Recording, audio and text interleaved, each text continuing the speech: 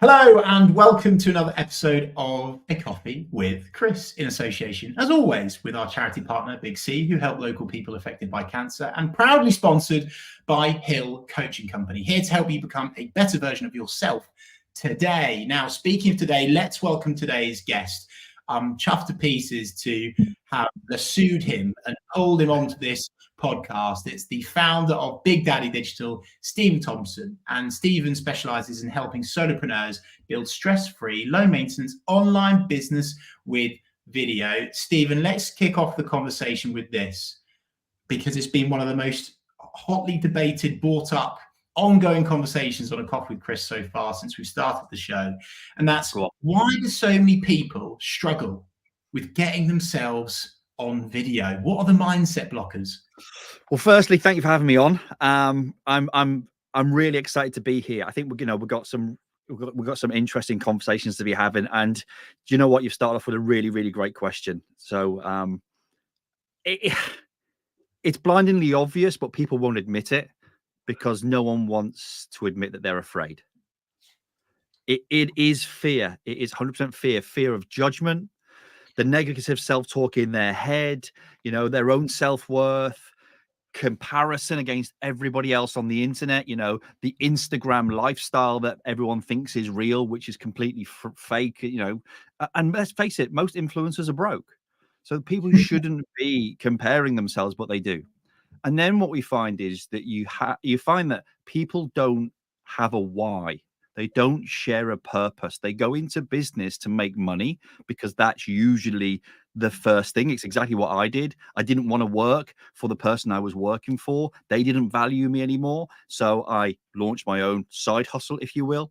But it wasn't until later on down the line that I actually worked out what my why was. So people are scared. They compare themselves to other people, then realize when they go out there, I've got nothing to say. And that's okay. That is absolutely okay. But the biggest challenge is fear. And, the great thing is, with people my age as well, I'm 47, okay? I've been in this industry now for 11 years. And Gen Xers, we are in the best position to do video because we have got so many experiences that we had as kids right up until now that millennials and thereafter will never have because they're brought up with tech. But we can dive into nostalgia and tell stories.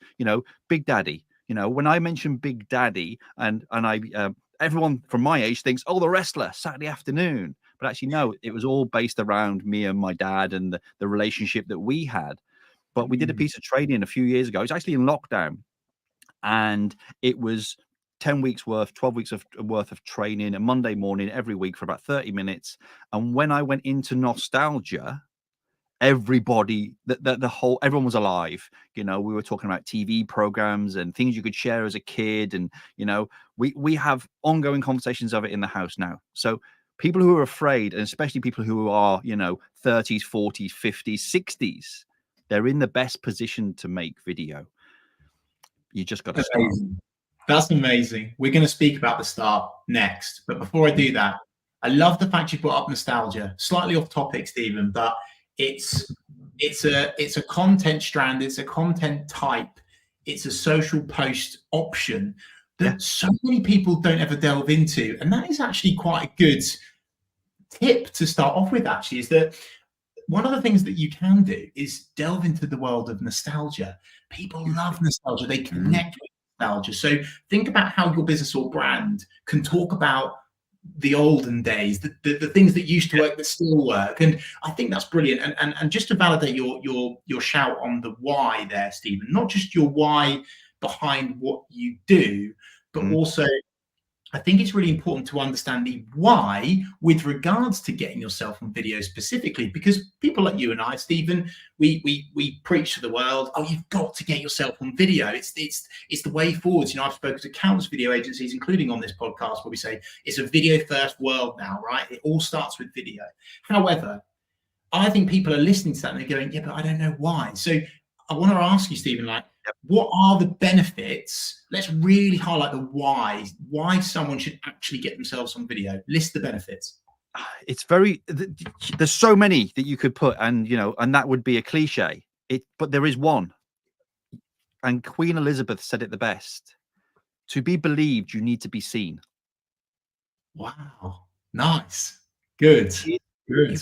You think about, right? And sometimes, you know, we're gonna go off script. Gonna go right back, okay? If I said to you Jesus, and I'm not religious in any way, shape, or form, okay, you would form a mental picture in your head of what you believe Jesus looked like. Yeah.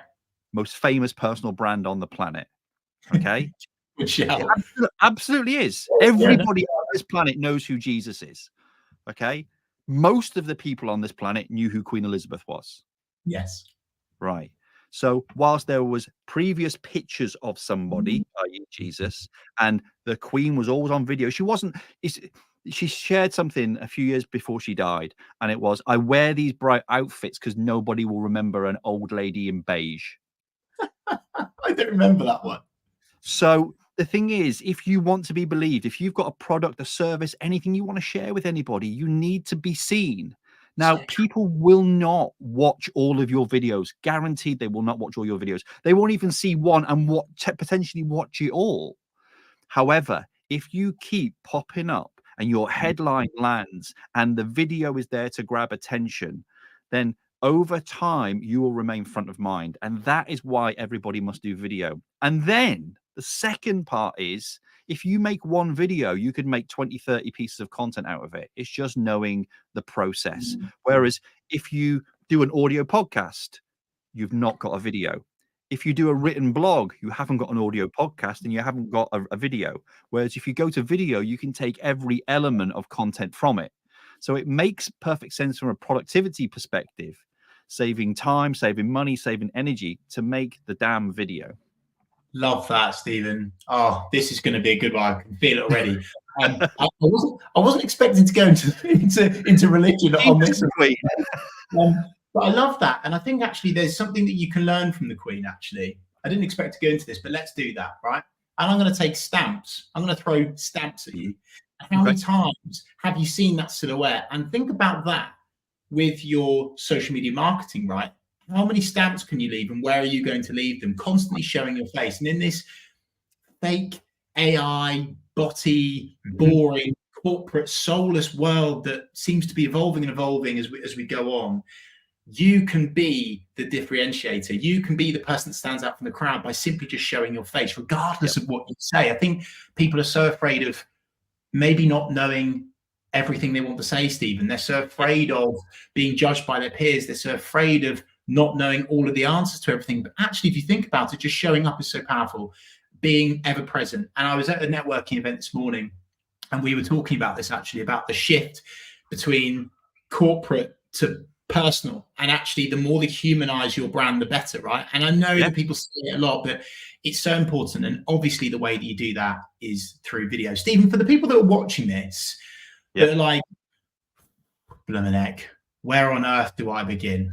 When you first meet someone like that, Stephen, what are the sort of simple steps that you would maybe suggest to them? Just give us the rough sort of top line of the steps that they can take to get started on video.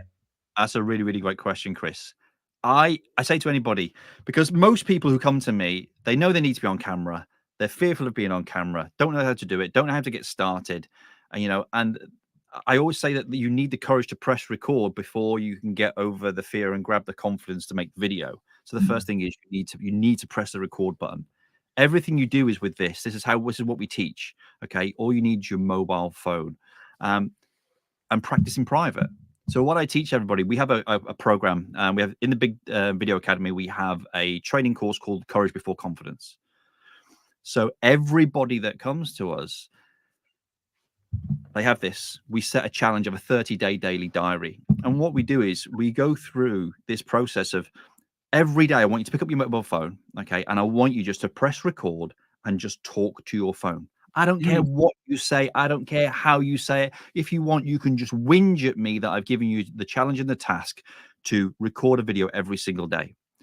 But if you do that straight after you do something that you would normally do, like, you have your morning coffee, like you go to the gym, I've seen your videos in the car, so, with the frame around, I saw one today. So if you just attached the new habit we're going to form with this daily diary to an existing habit, it's called habit stacking. James Clear talks about it in Atomic Habits. If you attach this new habit to an existing one, it becomes much easier. You could literally just talk about the thing you've just done, whether it be your coffee, take the kids to school. I tend to make a video every day after I've dropped Ruby off at school. And it might be something that we've talked about. It might be something that I'm going to do. I might say I'm going to the gym. It might be a client that I'm talking about. It could be anything, absolutely anything. But the thing is, you need to record that 1 to 2 minute video every single day. Put this in perspective, okay? It's going to take 1 hour of your life to become confident on camera. Is that it, Steve? Really? Yeah. 1 to 2 minutes a day over a period of 30 days is 1 hour of your entire life.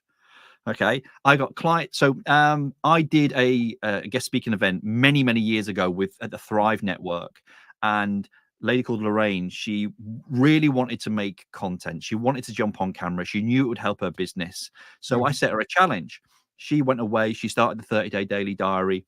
Her first video, but in her own words, was absolutely awful, and it was dreadful. Over 30 days, she mastered framing. She mastered good audio, she mastered good lighting, and she mastered quality picture, all with her mobile phone. And she came and said to me, she said, I did the 30-day daily diary. She goes, I even got a website, a video on my website. I even got new clients from it. She goes, but most importantly, I got over the fear.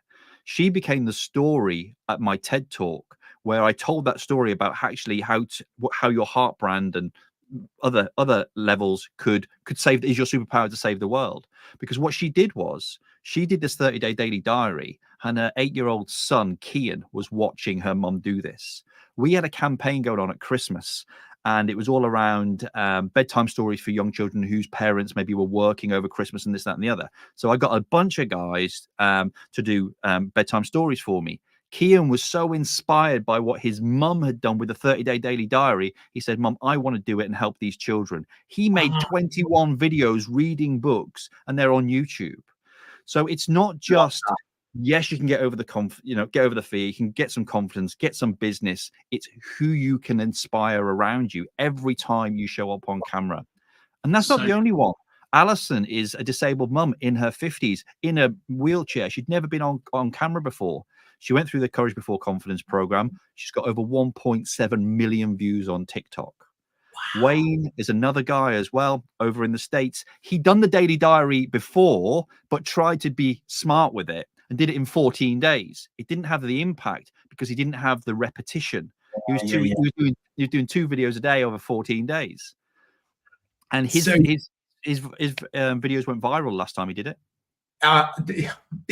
What this really says, Stephen, is I think we're really highlighting here, there's little to no excuse, regardless of personality type, regardless of your story, regardless of your background, regardless of your business setup, regardless of who you are, how you are, why you are. Anyone can jump on video. You've just got to commit to it. And I love that phrase, Stephen. I think it's absolutely fantastic, my friend.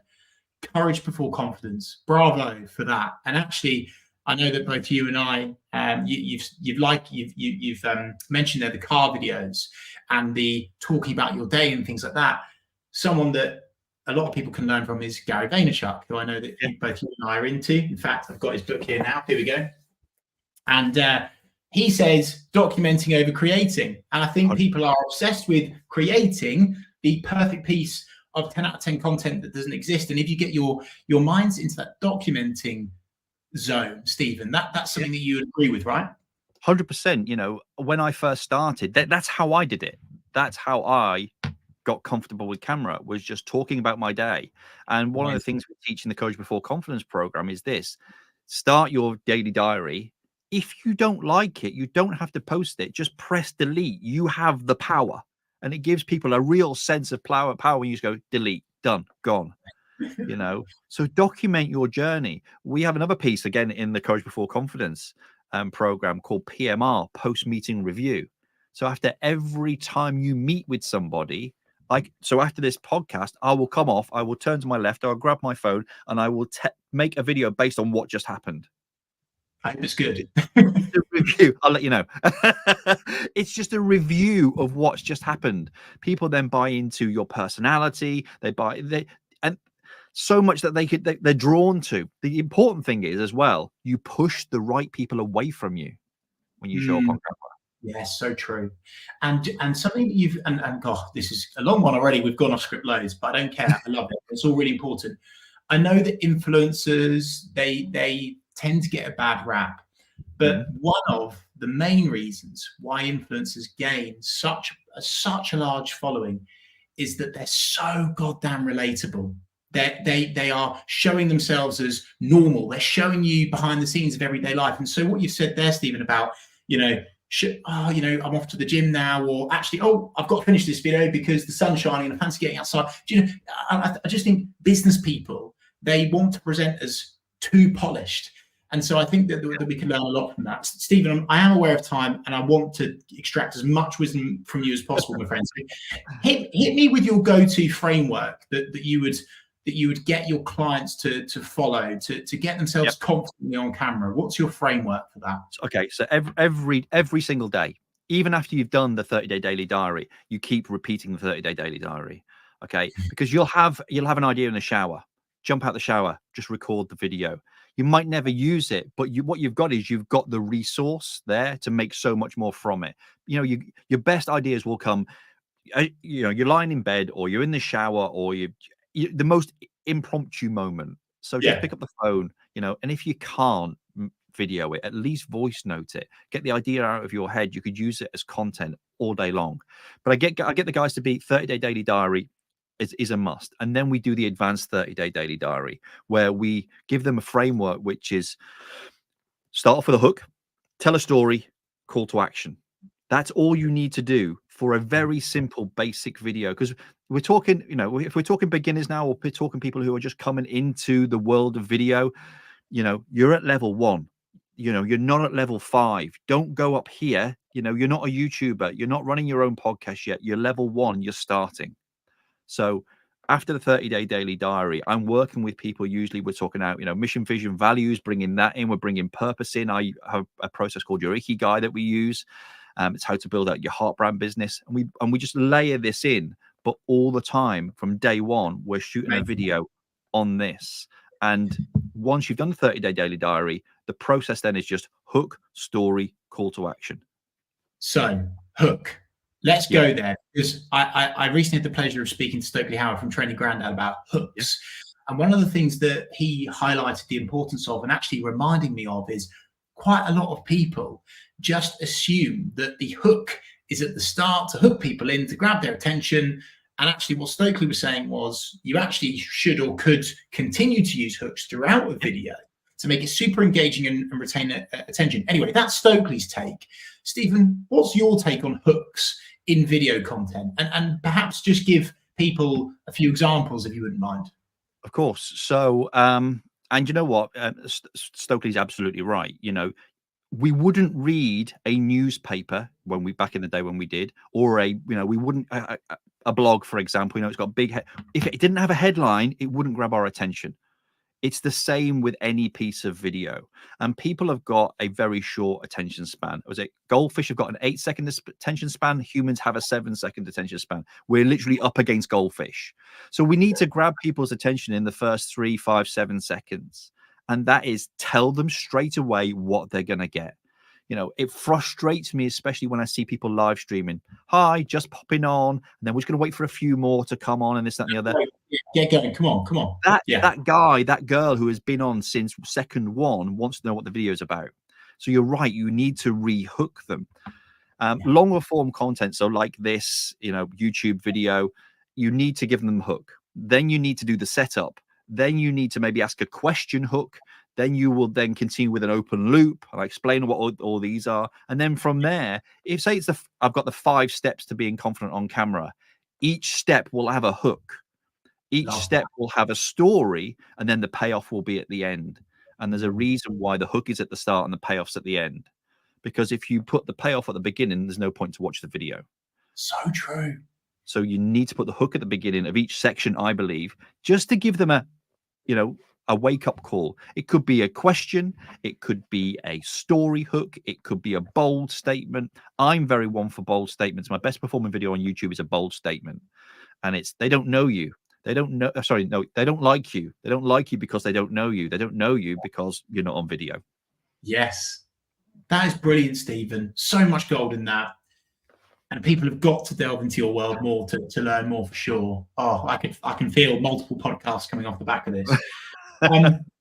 My mind is thinking of all sorts of areas I can go down now. But what about call to actions? CTAs, as marketers like to use. What are your go-to strategies here when it comes to video, Stephen? Because I'm so conscious that people are very aware of looking salesy. And again, one of the topics we've discussed in previous weeks was maybe us Brits need to get a wee bit more American, and we need to be a little bit more punchy in our call to actions. But again, what is your take on call to actions within video? How do people get that right? It depends on what the call to action is, but I'm gonna give the payoff straight away and then explain the payoff. The payoff is that every single video should have a call to action in it. Otherwise, it's just a nice to have, and the person making the video or the company making the video don't see the value there, or they lose the value in the making of the video. Yeah. Because it's, well, if no one's going to buy anything from us, why we're making the video?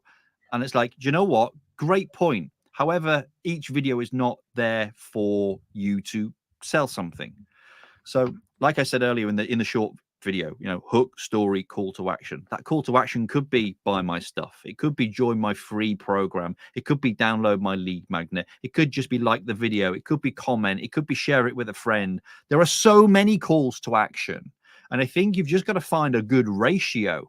And I like a 25% split, you know, share some value, get them to engage with the video, get them to buy something, get them to download something. So, and you just got to find something that works for you. And the British especially, you've got to find something you feel comfortable with. And then every month, reevaluate that and say, did that get me what I wanted? Because all in business, you know, I look at sales as selling through service. I'm not there to try and shoehorn my product into you. If you came onto a sales call with me and it wasn't a fit, I would be telling you, and then I would be signposting you somewhere else, because clients need to align with me. So, and I need to align with them. So I think sales, you know, you need to put a CTA in everything. Otherwise, they don't know what to do next. Yes, I think. Well, I don't think. I know that you're correct, Stephen. Do you know it's something that that even I'm working on with my stuff, and I think it's because I tend to opt for putting the call to action within the copy of the post that the video is with, which I think is okay. But actually, it's well worth a healthier reminder for people with all sorts of social media marketing. If you do not tell your audience, your network to do something, they will not do it. And you know, it was quite funny actually. I was speaking to my good lady the other day. She was like, "Chris, when was the last time you've not spoken to me about your consultancy, your training stuff recently? I just wondered how that was going." I was like, "Well, I've just been so busy with the management stuff, I've not done it." And she was like, "But why don't you put it out online?" I just thought, that's a really good point. I haven't actually told someone that I have this available. This is an option. This is something that you can gain from. So if you're listening, please take that away. You have to tell someone within your video to do something. If not, they won't do it. Stephen, the next rant, this is a bit ranty, this one. I'm sick and tired of hearing people say, "Chris, I can't do video. I can't do it because I've not got the right technology. I've not got the camera. I've not got a MacBook. I've not got a fancy pants Rode mic. I don't have a boom bar and a PA and the perfect lighting." And I honestly just think it's complete bollocks. And I think it's an excuse. And I do empathize with people that use that as an excuse, but they're just putting it off. So I guess what I'm saying to you on this, Stephen, is do you agree with that rant? It's procrastination through fear. Yes. So in short, yes, I do. You know, we all have a media studio in our pocket. You know, this thing right now, this is the iPhone 15. It shoots in 4K. I don't need a mic. I don't even need a tripod or anything like that. You can just pick it up and talk to it. And like I say, follow the 30-day daily diary, get comfortable on camera, you know. But when I started out, you know, I had those fears too. I used to stick the phone in my car holder, and then I just press record and I just drive around and then see at the end of it what gold came out of it, if anything. I ended up putting, it's funny, I remember I was talking about something and then it turned into a song that came on. I started singing the song. I thought, you know what the hell? And I put it out on Twitter, as it was then. And I had people coming back asking for requests. I'm like, I can't sing to save my life, you know. So it is an excuse. It really, really is an excuse. And if you think about what I said earlier, you know, lighting, good sound, good picture. Anyone can grab a what do you call it, a tripod for this, you know, if they want to. If not, if they don't want to spend 10, 20 pounds on a tripod, go and get 2 clothes pegs, peg it up and sit it on a book. It works. I have them. I literally 2 clothes pegs will just hold your phone. So you don't even need to buy a tripod. Brilliant. You don't need a microphone. You can get them off Amazon and, you know, a lav mic for a tenner, but you don't need a microphone. You could just sit in a quiet room. Yes. And then as long as you are just front and center with the picture, then you've covered and mastered the law of thirds. So anyone who says, I haven't got the tech, I haven't got this, that, and the other, it's absolute, like you say, it's absolute bollocks. Stephen, just quickly before we go deeper into that rant, when you say rule of thirds, what do you mean by rule of thirds? Okay, so on your, if you look at your camera screen here, okay, photographers talk about this all the time, but basically you split it into thirds. Okay, so as long as you are either front and center or off to one side, then the eye will pick you up. You are aesthetically pleasing. All the guys in 𝗖𝗵𝗍𝗲 Facebook group back in COVID and previous days, they used to make fun of me because I talked about the grid. Okay, because on the iPhone, you can, I assume other phones do it as well. You can go into your settings and you can pull up the grid, so the grid will actually frame it for you. Yes, good tip. They used to mock me all the time. Oh, it's the grid. It's the grid. I'm like, yeah, but you know what? You're shooting decent videos, so shut up. No, I love that. That's a good one, actually. But again, like, I don't want people to listen to that and go, oh, I need to, you know, be within it. But I do think it was worth you explaining what the rule of 3 thirds are. I think that's important, actually, and it is well known within photography. So it's a good shout. Just back on your previous point, Stephen, actually, I think the tech, yes, it's used as an excuse to not execute and not commit to it and not do it. I'm actually going to go all the other way. I actually think, and this might challenge you, considering how perfect you look right now, my friend. Apart from this wonky chair that's gone a bit. No, I love the wonky chair. The wonky chair is good. I would actually say the lack of the less tech you have, the more believable and authentic and trustworthy sometimes your content can come across. And I always use this fellow as an example. I shouted him out at a networking event recently. I'm going to do the same again. Gordon from How's Percival, and all he does is he picks up his phone and he just selfie shoots, and he doesn't even clip the videos at the start and finish sometimes, and maybe sometimes there's a bit of wind in the background or it's a bit bumpy. Cassandra Andrews, who I know that you know as well, Stephen, did a fantastic video on the beach the other day. She's, Chris, oh, I think it's a bit windy, isn't it? I went, no, get that live, Cassandra. It's brilliant. Get it out there. And it was one of her top performing videos. So I think lack of tech can equal more relatable. Stephen, your top 3. I'm trying to ram as much of this as possible. This is brilliant. Okay.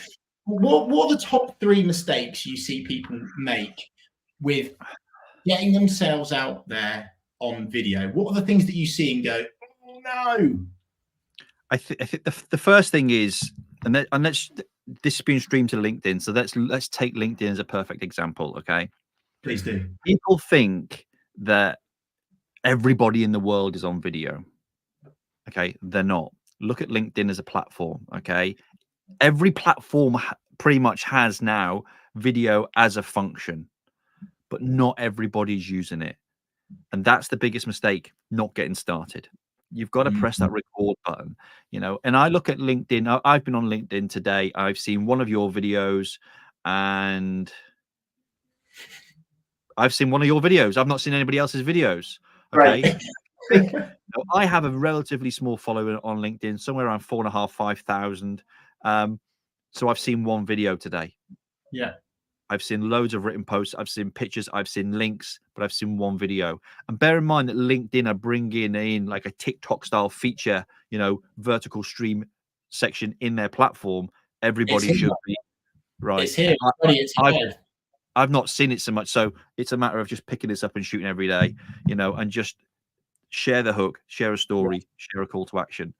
I suppose number 2 is people don't know what to say. Or I've not got anything relevant. I've got nothing important. Who's going to want to listen to me? Well, if your competitors are making content, see what's performing well, make your version. I'm not saying copy. We all have questions we get asked every day. You're asking me them now. What are the top 3 mistakes or challenges that, and I'm telling you this. I could give you this. I could make this in a different order. You know, what is it? I could probably do it 9 different ways just because it's a 3. You know, so don't say that you don't know what to say or you don't know how to say it. Well, if you don't know how to say it, firstly, practice in private, and then answer frequently asked questions. That is so good, Stephen. You've teed me up nicely there. I need to interrupt you. A real good tool for people if they don't know what to say and will it be of value is don't put your finger in the air and guess. You can go on a tool like answerthepublic.com. Yeah. You can type in your industry and it will spit out at you all of the top searched questions in Google. Yeah. So therefore, you know that when you repeat the question and the answer, that's going to be of value. You know definitively, factually, that is going to be useful video content. Anyway, sorry, I disrupted your flow. Give me number 3, Stephen. Number 3 really is, and we touched on it earlier, is when you're starting with video, you are at level 1. Accept it, own it, and progress from it. Don't think that you need to go and do what I'm doing, you know, with the lights and the setup and the camera. You don't. That's, you know, that's not where you are. I only use this when I'm in here. 99% of the time, I'm on my phone. And I prefer to make content on my phone. And I'll tell you why. It's so much easier to edit. You know, because otherwise we put it in editing suite and then I get lost in everything. And when you're doing content on your phone, and maybe you're using a free app like CapCut to edit, what happens is you don't over edit. You know, I have a tendency to over edit because I actually enjoy the process. So I think number 1 is get started. Number 2 is, you know, frequently asked questions to start off with. My YouTube coach, 𝗖𝗵𝗿𝗶𝗀, did exactly that. Okay. She literally was answering frequently asked questions. She put them on a YouTube channel, and 10 years in, she's generated $30 million over 10 years. So she's doing all right just by answering people's questions. Again, then don't overcomplicate and overthink it and go with stuff like this. Just pick up your phone. And I suppose I got a bonus for you as well. Go on, okay. If you have got skills, knowledge, expertise, and you can share it through video, you can monetize it. Don't go on YouTube and try and get a brand deal. Don't go and build a YouTube channel up and get AdSense because they pay, I think it's 6 cents for every 1,000 views. Minimal. Create your own digital product. Monetize your skills, your knowledge, your expertise, your personality, your heart, and build another revenue stream for your business. They would be my go-tos right now. Mic drop. Brilliant. That was just epic, Stephen. I'm so grateful for your time. I know that that's going to be of huge value to my audience. And I sincerely hope your audience tune into this one as well. Stephen, where can people learn more? Where can people find you, connect with you? How can we get more amazing video advice? Ironically, right now, wherever you're watching this, because it's being streamed on YouTube, it's being streamed on LinkedIn, just connect with me there. It's the best way. You'll got more chance of getting me on a social channel than you will via an email. Although my email is stephen@bigdaddydigital.com. But yeah, any social platform, all of my handles are @Mr. Steve Thompson. Just get hold of me there. Amazing. And join the club on the email front. I am actually going to link all of your relevant stuff in the description. I'm actually also, I'd really encourage people to sign up to Stephen's newsletter, which is linked in the live launch copy and also the YouTube description as well. So go and check that out. Stephen, thank you so much for your time today. I really appreciate it. And thank you so much to everyone watching and listening, whether you're watching live or listening or watching back. As always, this is brought to you in association with Big C, Norfolk's Cancer Charity, and Hill Coaching Company, who help you become a better version of yourself today. Thank you so much for tuning in once again, and I'll see you this time next week for another episode of A Coffee with Chris.